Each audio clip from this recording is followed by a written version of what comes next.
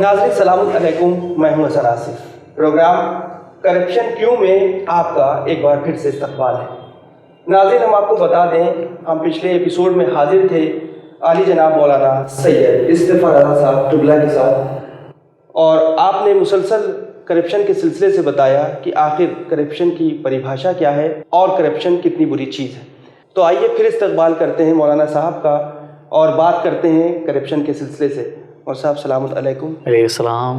साहब, आप हमारे साथ एक बार फिर से इस एपिसोड में हाजिर हुए, आपके हम बहुत बहुत शुक्रगुजार हैं। मैं भी शुक्रगुजार हूँ आप हज़रात का कि आपने मौका फराहम किया। ये विन चैनल के प्रोग्राम है और इसमें हम आपको बता दें, ये एक अलग तरह का उन्वान है और ये बहुत ही अलग टॉपिक है, स्पेशल टॉपिक है, क्योंकि करप्शन बहुत ज़्यादा है जी।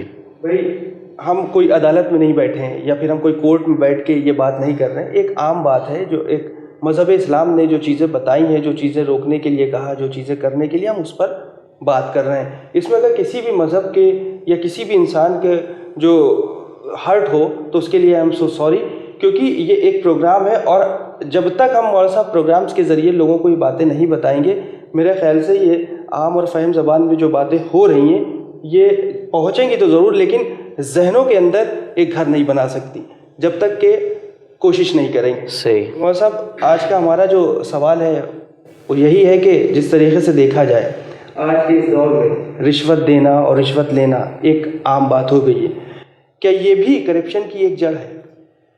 बिस्मिल्लाहिर्रहमानिर्रहीम। बिल्कुल, ये जो आपने जो सवाल किया है यकीनन यानी जो है ये करप्शन की एक मज़दाक़ उसको हम करार दे सकते हैं कि रिश्वत देना और रिश्वत लेना, इस्लाम ने जो है इसका सख्ती से जो है मुखालफत करी। हत्ता हदीस है जनाब पैगम्बर इस्लाम से कि अर्राशी वल मुर्तशी किलाहुमा फिन जी, रिश्वत देने वाला और रिश्वत लेने वाला दोनों के दोनों जहन्नम में जाएंगे, दोज़ख में जाएंगे। इतने सख्त अल्फाज में जो है लोगों की मजम्मत की गई जी। एक अगर इसकी तहलील और तज्ज़िया किया जाए कि जो रिश्वत दे रहा है वो क्यों दे रहा है रिश्वत, और जो रिश्वत ले रहा है वो क्यों ले रहा है रिश्वत, सवाल उठता है कि जो उसको अपनी जिम्मेदारियां पूरी करना है वो जिम्मेदारियों को ना पूरी करे, और अगर उस जिम्मेदारियों को पूरा करना चाहे तो उसके मुकाबले में वो अलग से एक मुआवजा ले रिश्वत की शक्ल। इस चीज़ को इस्लाम ने क़तअन अच्छी निगाह से नहीं देखा। इसी तरह से एक शख्स है कि जो एक जगह का फ़र्ज़ कीजिए कि मुस्तहक़ नहीं है जी, एक ओहदे का मुस्तहक़ नहीं है, और वहाँ के ऊपर वो रिश्वत दे के जो है उस जगह के ऊपर जाना चाहता है। तो ये कॉलेज में एक जॉब निकली है और वहाँ के लिए एक शख्स ने अप्लाई करी और ख़ुद ज़ाती तौर के ऊपर उसके अंदर कोई सलाहियत नहीं पाई जाती है। अब वो रिश्वत दे के वहाँ के ऊपर जो है वो अपना तकर्रुर कराना चाह रहा है। तो इससे जो है नुकसानात आप देखिए कि ख़ुद समाज और सोसाइटी को, एक तो ये कि ख़ुद ये अपनी ज़ात के सिलसिले में जो है वो एक नुकसान कर रहा है कि एक शख्स ऐसा कि जो उस ओहदे का लायक नहीं है, उसको वो पैसा दे के वहाँ के ऊपर पहुँच रहा है।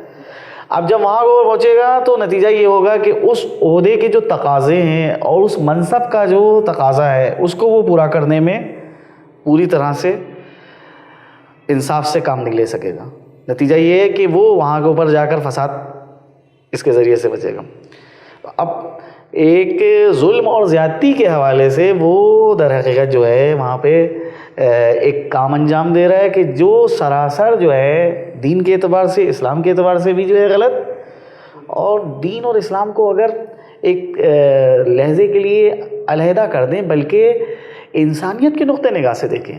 क्या इंसानियत जो है वो रिश्वत को लेना और रिश्वत को देना अच्छा समझती? बैनुल अवामी तौर के ऊपर ये चीज़ नज़र आती है कि कोई इंसान जो है इस चीज़ को अच्छा नहीं समझता है। वही चीज़ें कि जो आम इंसान जिस चीज़ को अच्छा ना समझे, इस्लाम भी जो है उस चीज़ की मजम्मत करता है। बेशक, बिल्कुल सही कहा आपने। और साहब, ये इसको रिश्वत तो घूसखोरी भी कह सकते हैं। क्या ये घूसखोरी से या इस तरीके की रिश्वत लेना या देने से देश की या मुल्क की ताकत पर असर पड़ता है? बहुत ज़्यादा। یعنی آپ سوچ لیے کہ اب بہرحال مصلحت نہیں ہے کہ میں یہاں کے اوپر جو ہوں بعض چیزوں کا تذکرہ کروں، لیکن ہمارے ناظرین جو ہیں اچھی طرح سے واقف، جی ملک کے مفاد میں ایک سودا ہو رہا ہے، جو بھی بڑے عہدے کے اوپر فائز ہے اس کو مد نظر کیا رکھنا ہے کہ ایسا ہم جو ہے سودا کریں گے کہ جو ہمارے ملک کے مفاد میں ہو، فائدے میں تمام ہو، ہمارے جو عوام ہے، جو ہماری پبلک ہے، اس کو فائدہ ہو۔ فرض کیجیے لائٹ کے حوالے سے یا جو ہے اور دیگر چیزیں ہیں کہ ہمارے پاس اتنی زیادہ لائٹ کی پیداوار نہیں ہے، بجلی جو ہے دوسرے ملکوں سے ہم لے رہے ہیں۔ اب وہ جو کمپنیاں ہیں بجلی کی، وہ در حقیقت چاہتی ہیں کہ یہ ٹھیکہ سرکاری ہم کو مل جائے۔ اس ذیل میں وہ اعلیٰ سیاست مدار جو ہیں ان کو وہ رشوت دیتی ہیں، اور اب ان کو جو جب ٹھیکہ ملتا ہے تو اپنی وہ دل کے مطابق جو ہے قیمت اس لائٹ کی اور معین کرتی ہیں، تو اس کا نقصان کس کو ہو رہا ہے؟ ملک کی عوام کو ہو رہا ہے نقصان۔ بے شک بظاہر اس شخص نے جس نے معاملہ کیا ہے اعلیٰ سطح کے اوپر اور رشوت لے لی، وہ تو ہٹ گیا، لیکن عام پبلک جو ہے اس نقصان سے دو چار ہو رہی ہے، اور ملک جو ہے اس سے جو ہے دو چار ہو رہے گا۔ تو اس سے ملک کی جڑیں جو ہیں وہ کھوکھلی ہو رہی ہیں کہ اب اگر ایک بعد میں ایک شخص آ رہا ہے اور وہ چاہے بھی اس کی اصلاح کرنا، تو اس کے لیے دشواری۔ تو ہر موقع کے اوپر مختلف چیزیں ہیں کہ جو ملک ہمارا جو ہے کسی بھی جگہ کے اوپر سرمایہ لگانا چاہتا ہے، یا کسی کمپنی کو دعوت دے رہا ہے کہ آؤ اور آ کر جو ہے تم ہمارے ملک میں سرمایہ لو، اور وہاں کے اوپر اس ذیل میں وہ رشوت لے اور اس کے فائدے میں جو ہے وہ فیصلہ دے، یا اس کے لیے جو ہے چیزیں فراہم کر دے، اور اپنے ملک اور اپنی عوام کے حوالے سے کوئی جو ہے فکر نہ کرے، تو یہ تو بہرحال نقصان میں چیز تمام ہوگی۔ بالکل صحیح کہا آپ نے۔ اور صاحب ایک طرف غربت ہے، دوسری طرف بے روزگاری ہے، تو اس پر اسلام کا کیا نظریہ ہے؟ دیکھیے غربت اور بے روزگاری کا جو مسئلہ ہے، کیونکہ بہرحال غربت جو ہے وہ ایک اچھی چیز نہیں ہے، یہ حدیث میں بھی آیا ہے کہ الفقر موت اکبر، غربت جو ہے سب سے بڑی موت ہے، اور یہ بھی حدیث میں آیا ہے کہ ایک انسان جب غربت میں گرفتار ہوتا ہے، پریشان ہوتا ہے، تو وہ ہو سکتا ہے صحیح راستے کو چھوڑ کے غلط راستے کے اوپر چلا جائے۔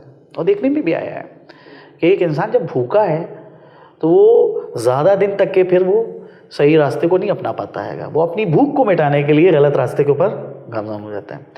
تو اسلام چاہتا یہ ہے کہ غربت اور بے روزگاری کو جو ہے ختم کیا جائے۔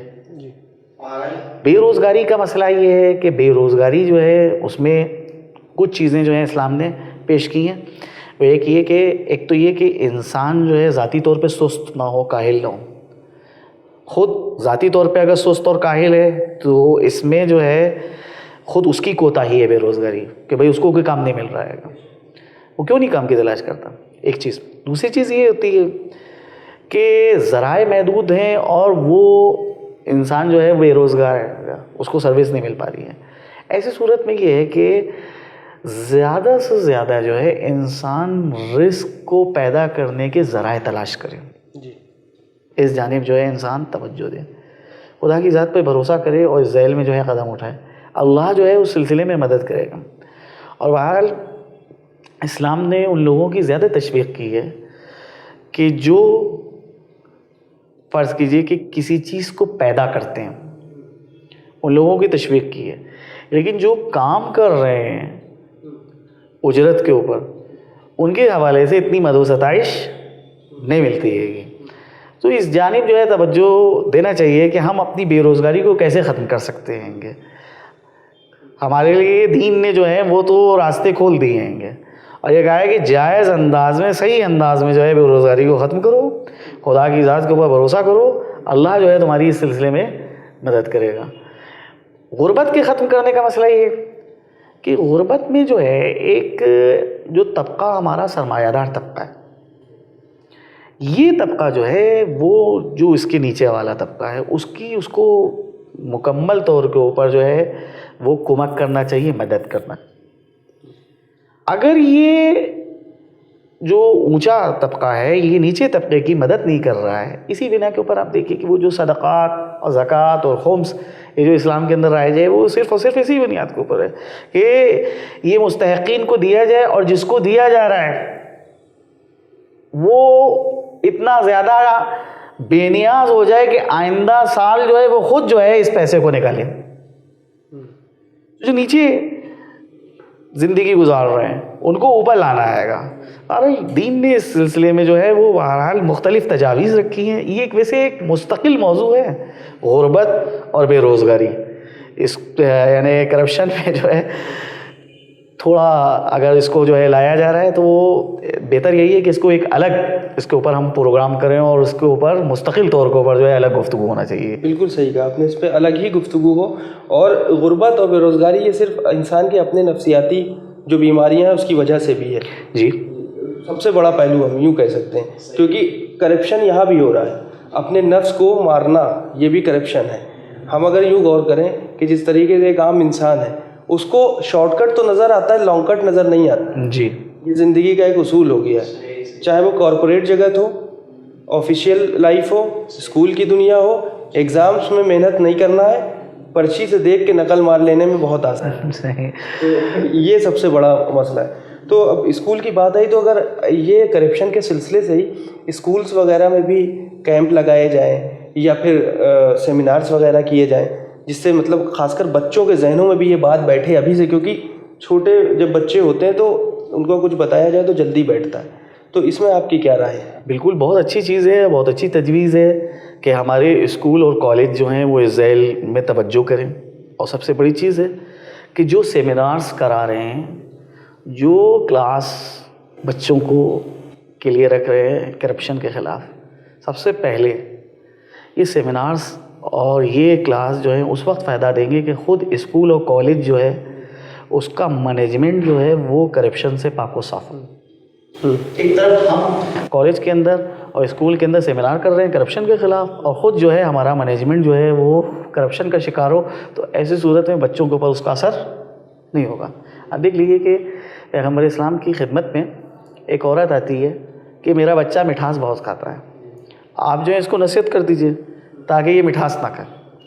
تو پیغمبر نے کہا کہ آج نہیں کل آنا, اور اس کے بعد وہ دوسرے دن ہے. اور پیغمبر نے اس سے کہا کہ بیٹے تم مٹھاس نہ کھایا کرو, اس کو جو ہے تمہارے لیے مفید نہیں ہے. اس نے کہا ٹھیک. تو جب وہ عورت جانے لگی تو پیغمبر سے سوال کرتی ہے کہ یہ بات تو آپ کل بھی کہہ سکتے تھے, آج آپ نے کیوں بلایا؟ کہا کل میں کیسے کہہ دیتا, کیونکہ کل خود میں نے شہد کھایا تھا. اگر میں یہ بات کہتا ہوں تو یہ بات اس کے اوپر اثر نہ کرتی. تو جو کسی کو نصیحت کر رہا ہے تو پہلے خود پہلے جو ہے اس کے لیے ضروری ہے کہ وہ خود اس نصیحت کے اوپر عمل کرے. بالکل. عام اور آپ اگر ایک سیمینار کرانا چاہتے ہیں کرپشن کے خلاف, یا چینل کے اوپر ایک پروگرام چلانا چاہتے ہیں کرپشن کے خلاف, تو اس کا عملی ثبوت پیش کریں کہ ہم خود ذاتی طور کے اوپر کرپشن سے پاک و صاف ہیں, تب جو ہے وہ بات اثر کرے گی. تو کالج اور اسکول والے اگر اس قسم کا ارادہ رکھتے ہیں بہت اچھی چیز ہے. یقیناً ہمارے بچے جو کچھ سیکھتے ہیں وہ کالج سے سیکھتے ہیں, اسکولوں سے سیکھتے ہیں, ان کا ذہن جو ہے وہیں کے اوپر ڈیولپ ہو رہا ہے. تو یہ اساتذہ اور جو مربی ہیں ان بچوں کی, ان کی ایک ذمہ داری ہے کہ وہ اس قسم کے سیمینارز کرائیں, ان کے لیے جو ہے کلاس رکھیں, لیکن اس سے پہلے عملی ثبوت اس کا پیش کریں, وہ زیادہ بہتر ہے. بے شک, بالکل آپ نے صحیح کہا. ہمارے صاحب کچھ باتیں ایسی ہوتی ہیں جو لوگوں کو لگتا ہے تنزیہ ہیں اور ان کے اوپر کمنٹس کیے جا رہے ہیں, لیکن ایسا نہیں ہے. چینل کے ذریعے کچھ باتیں بہت اہم گفتگو ہوتی ہے جو پہنچانے کی کوشش کی جاتی ہے. آج بھی اس معاشرے میں اور آج بھی مذہب اسلام میں بہت سے جتنے مذہب میں, جیسے ریٹائرمنٹ کے بعد انسان کو زیادہ سمجھ میں آنے لگتا ہے, ویسے ہی اپنے کچھ مذہب اسلام میں بھی لوگ ہیں کہ جب ریٹائرمنٹ ہو جاتی ہے تب دین زیادہ سمجھ میں آنے لگتا ہے. تو یہ پرابلم ہے سب سے زیادہ, کیونکہ اب چل رہا ہے سوشل میڈیا کا دور, چاہے وہ فیس بک ہو, انسٹاگرام ہو, واٹس ایپ ہو. آپ دیکھ لیجئے کہ 50 ابو زیادہ لگے ہوئے ہیں اور انڈر 50 جتنے ہیں وہ ان کو ان سب باتوں سے وہ نہیں, کیونکہ اب ہم نے غور کیا جو جوان طبقہ آج کل کا ہے وہ نماز روزہ اس میں سب سے زیادہ ہے, اور ان کو بتانے کی ضرورت نہیں. ماشاءاللہ ہمارے گھر کے بچے اور بچیاں جتنے ہیں سب ان سب چیزوں میں گامزن ہیں اور طریقے سے اسلام کا جو پیغام ہے اس کو لوگوں تک بھی پہنچا رہے ہیں، اور کوشش ہے ان کی کہ نماز، روزہ، حج، زکوٰۃ، جو جو چیزیں اسلام نے بتائی ہیں ان شرائطوں پر عمل کریں۔ ان سب باتوں پر عمل ہے تو کرپشن ہمارے اندر آ ہی نہیں سکتا۔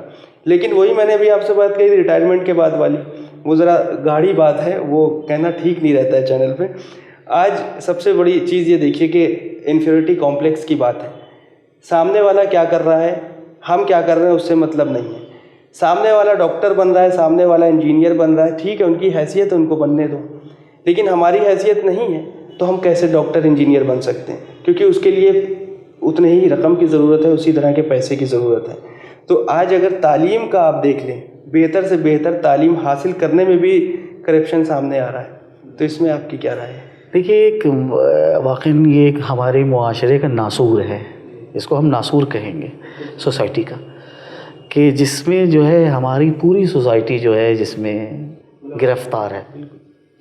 کیسے اس سے چھٹکارا ملے کہ ایک شخص کے جو MBBS کی پڑھائی کر رہا ہے اور بعد میں جو ہے اس کو اتنا پیسہ صرف کرنا پڑتا ہے، جبکہ ڈاکٹر بننے کے لیے سب سے زیادہ ضروری ہے کہ انسان یہ ڈاکٹر بعد میں بنے، پہلے اپنے دل کے اندر انسانیت کے حوالے سے ایک جذبہ پیدا کرے۔ واہ سبحان اللہ۔ کو انسانیت کے لیے ہمدرد بننا ہے۔ وہ یہ مریض جو آئے گا اس کو ہم اپنی کمانے کی مشین نہ شمار کریں، لیکن ہوتا یہ ہے کہ وہاں کے اوپر ڈاکٹر بظاہر زبان سے تو نہیں کہتا ہے، لیکن عملی طور کے اوپر اس کا ثبوت پیش کرتا ہے کہ بھئی جب ہم نے اپنی تعلیم کے اوپر، اپنے کیریئر کے اوپر اتنا پیسہ خرچ کیا، اس وقت آپ نے ہماری کوئی مدد نہیں کی۔ اب آج ہم ایک منزل کے اوپر پہنچے ہیں تو ہمارے لیے ضروری ہے کہ ہم مریض سے اپنے خواہش کے مطابق جو ہے فیس لیں۔ ہم کو پھر اس سے سروکار نہیں ہے کہ یہ مریض دے پائے گا یا نہیں دے پائے گا، اور اس کی موت واقع ہو جائے گی، ہو جائے موت واقع، ہم علاج اسی صورت میں کریں گے کہ جب ہمارے سامنے جو ہے ہمارا پیسہ رکھ دیا۔ تو یہ اگر جذبہ ہوگا ایسی صورت میں معاشرہ جو ہے تباہ و برباد ہو جائے گا۔ بالکل صحیح۔ سب سے اہم چیز ہے کہ بہت سے پیشے ہیں جس میں سے ایک اہم ترین پیشہ ہے میڈیکل سائنس کا مسئلہ، کہ وہاں میڈیکل سائنس میں جو ہے جانے سے پہلے انسان کے لیے ضروری ہے کہ انسان دلسوز ہو، ہمدرد ہو، انسان ایک دوسرے انسان۔ بہت بڑی بات آپ نے، بہت بڑی۔ اگر یہ چیز نہیں پائی جاتی ہے تو اس صورت میں جو ہے وہ بہت مشکل ہے۔ اب سوال اٹھتا ہے کہ اس میں کہ میڈیکل کالج کے اندر جو ہے ایڈمیشن لینے میں یا جو ہے در حقیقت اس تعلیم کو آگے بڑھانے میں جو رقم کی ضرورت ہے، کہاں سے رقم دی جائے اتنی؟ ایک عام آدمی جو ہے وہ نہیں دے سکتا ہے کہ یہ رقم اس ذیل میں جو ہے وہ حال حکومتوں کو سوچنا چاہیے۔ وہ جو انسانیت کے لیے بڑے بڑے ٹرسٹ بنے ہیں اور جو کہہ رہے ہیں کہ ہم انسانیت کے لیے کام کر رہے ہیں، ان لوگوں کو سوچنا چاہیے کہ ہم کو کس قسم کے ڈاکٹر سوسائٹی کے حوالے کرنا ہے۔ ایسے ڈاکٹر سوسائٹی کے حوالے کرنا ہے کہ جو ڈاکٹر سوسائٹی کے لیے نقصان دہ ثابت ہوں، یا ایسے ڈاکٹر کی جو سوسائٹی کی خدمت کریں۔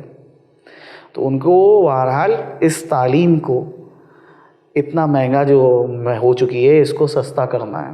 وہ اس کے لیے مختلف ذرائع ہیں کہ وہ آپ خود اس اسٹوڈنٹ سے نہ لیں اتنا پیسہ، بلکہ جو ہے آپ حکومت جو ہے اس چیز کو دیکھے کہ ہاں کون اہلیت رکھتا ہے، کون صلاحیت رکھتا ہے، ہم جو ہیں اس کو یہ تعلیم دلوائیں، بے شک ہم جو ہیں اس کو فائدہ دیں گے۔ یا مثال کے طور پہ ہم اس سے ایک معاہدہ کریں گے کہ تم کو جو ہے اس حد تک ہم جو ہے مدد تمہاری کریں گے، بعد میں تم کو جو ہے یہ پیسہ جو ہے ہم کو واپس کرنا ہے، یا اس کا معاوضہ ہم یہ لیں گے کہ تم فری جو ہے خدمت انجام دو گے، فری طور کے اوپر جو ہے لوگوں کو دیکھو گے۔ تو یہ جذبہ جو ہے بالکل آپ وہی مقصد ہے کہنے کا کہ جس کے اندر جذبہ ہے۔ اب بہت سے بچے ایسے بھی ہیں جو حقیقت میں بڑا ہی ذہین ہوتے ہیں اور ان کے لیے کسی طرح کی کوئی رقم کی ضرورت نہیں پڑتی ہے، وہ اپنے آپ وہ آگے بڑھتے چلے جاتے ہیں۔ ایسے بھی بچے معاشرے میں۔ مولانا صاحب اب ہم یہی چاہیں گے، کیونکہ وقت کی کمی ہے، کرپشن کے ہی سلسلے سے ہماری مسلسل گفتگو ہو رہی ہے، ایک اچھا سا پیغام ہمارے ناظرین کو، خاص کر ہم چاہیں گے ایک دو قرآن مجید کی کوئی آیات کے ذریعے ہمارے ناظرین کو بتائیں کہ قرآن مجید میں بھی اللہ تعالیٰ نے ہر جگہ پہ ارشاد فرمایا ہے کہ بھئی غلط کام نہ کرو، اچھے کاموں کو انجام دو. تو اس کے سلسلے سے ہم چاہیں گے. نہیں، اس میں اگر سب سے زیادہ اہمیت میں دیکھتا ہوں کہ قرآن کی جامع ترین آیت ہے سورہ بقرہ میں، بالکل ابتدا میں یہ ہے کہ وَإِذَا قِيلَ لَهُمْ لَا تُفْسِدُوا فِي الْأَرْضِ، جب ان سے کہا جاتا ہے کہ زمین میں خرابیاں مت پیدا کرو، قَالُوا إِنَّمَا نَحْنُ مُصْلِحُونَ، تو وہ جواب میں یہ کہتے ہیں کہ ہم تو اصلاح کرنے والوں میں سے ہیں. یعنی فساد اور خرابی پیدا کرنا، وہ کسی بھی اعتبار سے ہو، چاہے قانون کے اعتبار سے ہو، چاہے رشوت لینے کے اعتبار سے ہو، چاہے جو ہے وہ غلط لوگوں کو بڑھاوا دینے کے اعتبار سے ہو، یہ ساری چیزیں جو ہیں فساد میں شمار ہوں گی.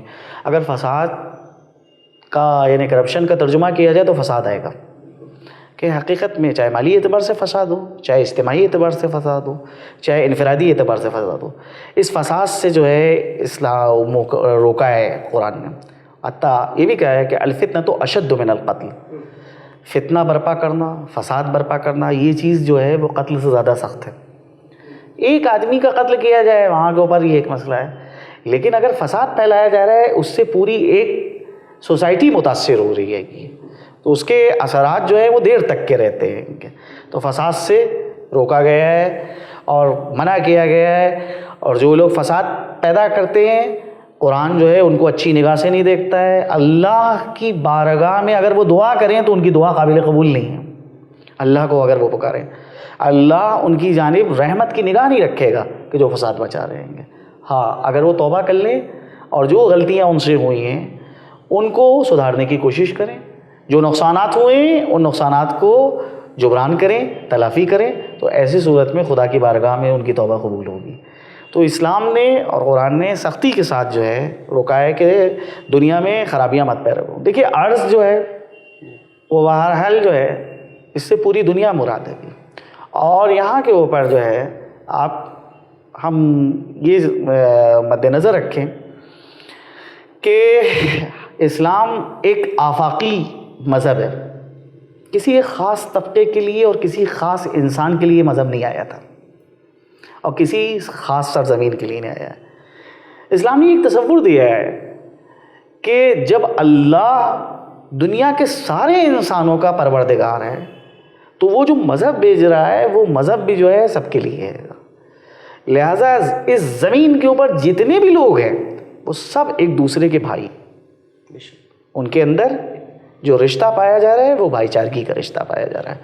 لہٰذا ایسا نہیں ہے کہ ایک ملک میں جو ہے ایسا قانون بنایا جائے کہ جو دوسرے ملک والوں کو نقصان پہنچائے، دوسرے ملک میں ایسا قانون بنایا جائے جو اس ملک والوں کو نقصان پہنچائے. نہیں، سارے دنیا کے انسانوں کو اس جانب توجہ دینا چاہیے کہ ایسے قوانین بنائے جائیں کہ جو پوری انسانیت کو فائدہ پہنچے، بے شک، جو زمین کو آباد کریں، زمین کو ویران نہ کریں. کیونکہ اگر فساد مچتا ہے اور فساد پھیلتا ہے تو زمین جو ہے وہ ویران ہو جائے گی، اجڑ ہو جائے گی، جبکہ اللہ کی خواہش یہ ہے کہ زمین آباد رہے. بہت خوب. اور صاحب بہت بہت آپ کا شکریہ کہ آپ مسلسل کرپشن کے سلسلے سے ہمارے ناظرین کو آپ نے بتایا. ناظرین بس یہی کہنا چاہوں گا آخر میں چلتے چلتے کہ جو اچھا کی پورتی ہوتی ہے، جو نیڈ ہوتی ہے، ضرورت ہوتی ہے، اگر آپ اس کو درمیانی رکھیں گے تو آپ کبھی بھی کرپشن کی طرف نہیں جائیں گے. کیونکہ انسان کی ضرورت اس کے اپنے ہاتھ تک سیمت رہے تو وہ بہت ترقی کرتا ہے. آپ دوسرے کو دیکھ کر اس کے پیچھے چلنے کی کوشش نہ کیجیے، کیونکہ یہ راستہ فرعون کا راستہ تھا. آپ جناب موسیٰ علیہ السلام کے راستے پر چلیں، اللہ والے بنیں تو یقیناً کامیابی حاصل کریں گے. اور نبی کریم صلی اللہ علیہ وآلہ وسلم اور معصومین علیہ السلام کے بتائے ہوئے اصولوں پر گامزن رہیں، یقیناً آپ کی زندگی خوشگوار بھی ہوگی اور آپ مسلسل کامیاب ہوتے رہیں گے. فی الحال حسن آصف کو اور سید اصطفیٰ رضا صاحب قبلہ کو بھی اجازت دیں. انشاءاللہ ہم دونوں پھر حاضر ہوتے ہیں اسی ایپیسوڈ کے اگلی کڑی میں. تب تک کے لیے خدا حافظ.